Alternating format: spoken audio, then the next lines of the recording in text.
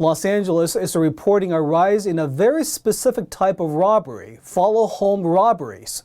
Police say the rising crime might be gang-related. Here's NTD's Cynthia Kai with the details. This is the new form of robbery plaguing Los Angeles.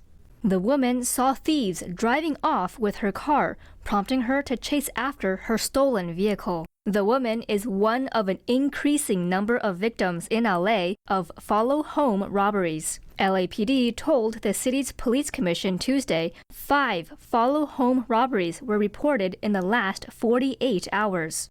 This is a circumstance where we have patrons that are in retail establishments, dining locations, businesses across Los Angeles. It's not any one particular area.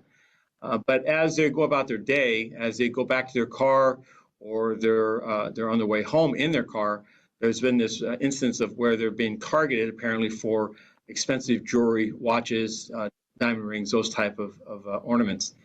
This marks an uptick in a trend of follow-home robberies compared to the 78% decrease in cases in March. Police say armed suspects follow victims to their homes to steal items from them. The police commission reported such crimes peaked in November 2021. LAPD counted 51 violent armed robberies in September and October 2021. In response, LAPD created the Follow Home Robbery Task Force. It has 18 detectives, which includes 11 investigators from the Robbery Homicide Division, 4 from the Office of Operations, and 3 from the Detective Bureau. Our work will continue. That the task force will continue its work, as well as additional surveillance resources from our Metropolitan Division, our Gang Narcotics Division, and local area detectives in order to be a set of eyes and ears in our community, so that we're not just doing follow-up investigations in the aftermath, but we're prowling the streets. A total of 221 follow-home robberies have been reported between the task force's creation in November 2021 through April 2022. 23 of the incidents resulted in shots fired, injuring 13 people. LAPD believes a total of 17 gangs from South Los Angeles are involved in the robberies, but many of them are allegedly from rival groups and not working together. Police are currently investigating the 5 recent follow-home robberies reported in the last 48 hours. Cynthia Kai, NTD News, California. According to new research, adolescent drug overdose deaths rose exponentially during the pandemic. One researcher said the drug use is not becoming more common, but drugs are becoming more deadly. The U.S. teenager overdose death rate nearly doubled in 2020, the first year of pandemic lockdowns. It went up another 20% in 2021 compared to 10 years prior. New research from University of California, Los Angeles, published April 12th, said that the level of drug use remained stable, but what changed is the deadliness of drugs. The main culprit is fentanyl. UCLA-based addiction researcher Dr. Joseph Friedman said it's the first time in recorded history to see an exponential increase in the teen drug death rate. From 2010 to 2019, the death rate was around 2.4 per 100,000 adolescents, a measurement commonly used in medical science. In 2020, the rate jumped to 4.6 per 100,000, and then 5.5 the following year. The research was done using a CDC database for epidemiological research. The study focused on children aged 14 to 18 from 2010 to 2021. It is published in the Journal of the American Medical Association. Friedman said the increases are almost entirely due to illicit fentanyls, which are increasingly found in counterfeit pills. These counterfeit pills are spreading across the nation, and teens may not realize they are dangerous. He pointed to fake versions of prescription drugs such as Xanax, Percocet, and Vicodin, whose strength can fluctuate. Friedman urged that teens need to be educated about fentanyl and that pills are the highest risk for overdose. In an effort to oppose Florida's parental rights bill, Disney vowed to put more LGBTQ characters in its children's content. But a new poll shows the majority of Americans don't support this direction and are likely to take their business elsewhere. Several surveys indicate that most parents across the political spectrum agree on one thing: letting kids be kids by shielding them from gender theory and issues related to sexuality. And a new Trafalgar Group poll found over 68% of voters are less likely to do business with Disney over reports it plans to include sexual ideas in children's content. By comparison, just 9.4% said they would be more likely to do so. Here's what the poll found. Nearly half of Democrat voters say they're less likely to do business with Disney over its direction. 85.3% of Republican voters and 72.5% of independents. Overall, a majority said they would support a family-friendly alternative to Disney. The poll comes after a Disney executive producer admitted to advancing a, quote, not at all secret gay agenda to insert queerness into children's content. This was said during a leaked staff meeting. Other executives also expressed support for more LGBTQ lead characters in Disney movies and programs. A group of Southern California businesses run by a Chinese billionaire was ordered to pay nearly $2 billion in fines for evading import laws. They are charged for a conspiracy to defraud investors for faking revenue for a China-based company. NTD's David Lam reports. The Department of Justice ordered 6 Southern California companies to pay $1.83 billion for scheming to defraud the U.S. The company and its founder previously circumvented U.S. anti-dumping laws by concealing large amounts of aluminum imports.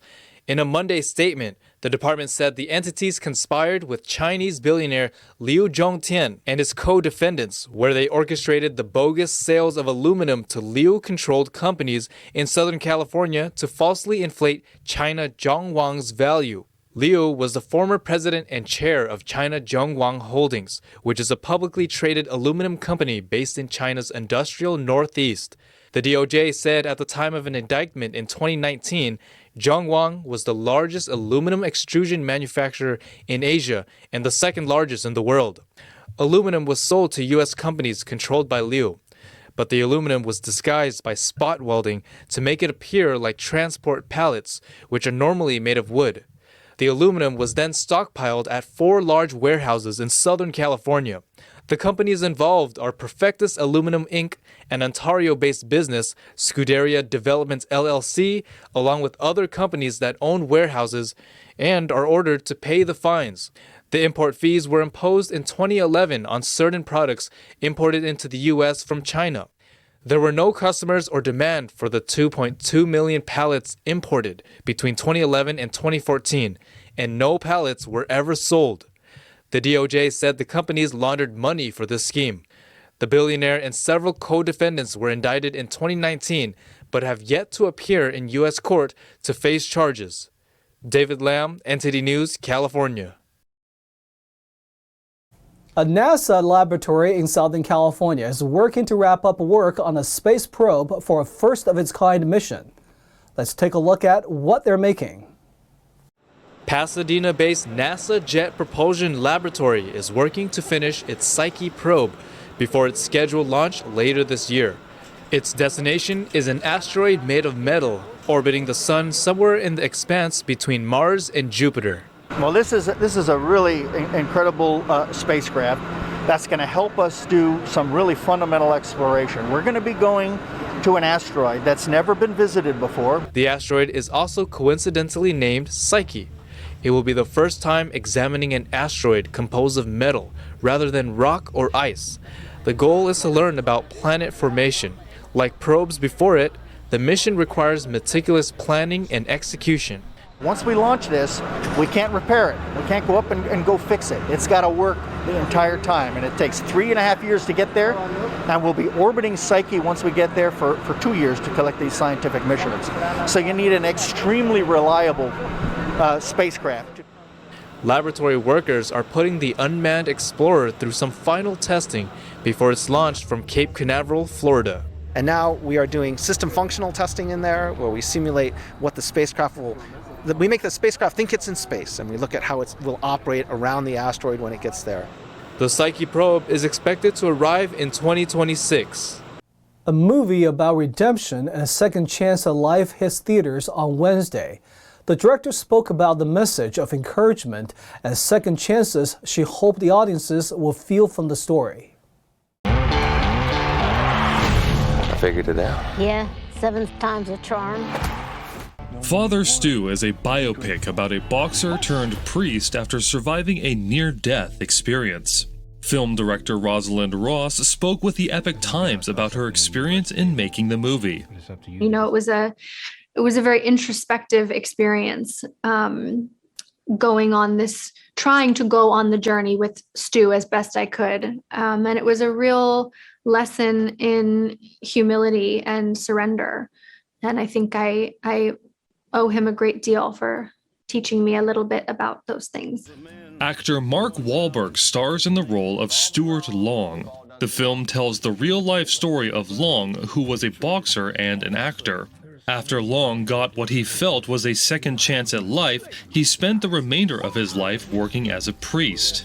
He was really just a guy who was searching for purpose in his life and trying to find the hope in a hopeless situation. I'm praying for you, Bill. Don't you dare! You're violating my rights. Mel Gibson joins Wahlberg in the cast, playing Stu's father, Bill. Ross said she hopes audience members can feel the same inspiration and self-redemption that Stu brought to people around him. If it could only accomplish one thing, I hope it would be imparting the message to people that it's never too late to change or to redeem yourself. Father Stu hit theaters on Wednesday. The release was set to fall during Holy Week.